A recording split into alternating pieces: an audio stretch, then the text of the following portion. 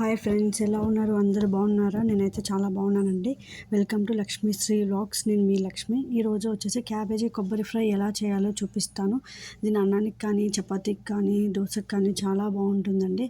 Just ఒక 15 minutes అన్నీ రెడీగా ఉన్నాయంటే ఇంకా 15 మినిట్స్లో చేసేసుకోవచ్చండి. చాలా అంటే చాలా టేస్టీగా ఉంటుంది క్యాబేజీ కొబ్బరి ఫ్రై.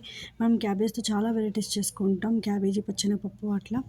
సో ముందు వచ్చేసి ఒక ప్యాన్ తీసుకొని దాంట్లో వచ్చేసి ఒక గరిటె ఆయిల్ వేసుకోవాలండి. ఆయిల్ వేసుకొని హీట్ అయిన తర్వాత 2 స్పూన్స్ చనా దాల్ అండ్ 2 స్పూన్ల మినపప్పు, తర్వాత వచ్చేసి 1 స్పూన్ ఆవాలు తీసుకొని వేయించుకోవాలండి. అవి వేగేలోపు వచ్చేసి మనం వచ్చేసి 1 స్పూన్ నువ్వులు తీసుకోవాలి. నెక్స్ట్ క్యాబేజీ కట్ చేసి పెట్టుకోవాలి. తర్వాత వచ్చేసేమో ఒక బిగ్ ఆనియన్ తీసుకున్న తర్వాత ఆనియన్ కట్ చేసిన పీస్ దాంట్లో వేసుకోవాలి. 4 లేదా 5 పచ్చిమిర్చి, మీ కారాన్ని బట్టి ఎంతైతే అట్లా వేసుకోవచ్చు. కొంచెం కారం తినేవాళ్ళు ఎక్కువ వేసుకోవచ్చు. అండ్ ఫుల్ కోకోనట్లో హాఫ్ కోకోనట్ ఇట్లా పేస్ట్ చేసి పెట్టుకోవాలి పౌడర్గా. ఇది వచ్చేసి ఆ మిశ్రమం ఉల్లిపాయలు అవి వేగిన తర్వాత దాంట్లో యాడ్ చేసుకోవాలండి.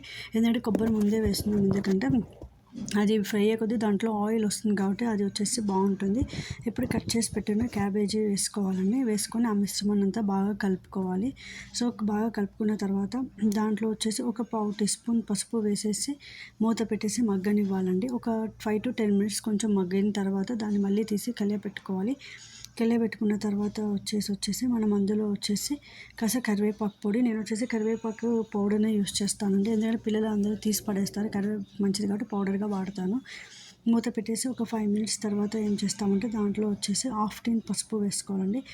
హాఫ్ టీ స్పూన్ పసుపు, ఉప్పు, పసుపు వేసుకున్న తర్వాత వచ్చేసి బాగా కలపాలండి. ఒకసారి కలిపి మళ్ళీ మూత పెట్టేసి ఒక 5 to 10 మినిట్స్ మగ్గనివ్వాలండి.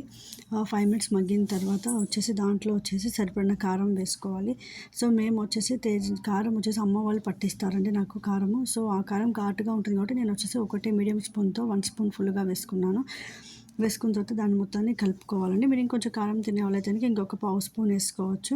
మిశ్రమాన్ని అంతా బాగా కలిపిన తర్వాత పైన వచ్చేసి కొత్తిమీరతో గార్నిష్ చేసుకోవాలండి. కొత్తిమీర వచ్చేసి నేను వచ్చేసి ఆకులే యూస్ చేస్తాను.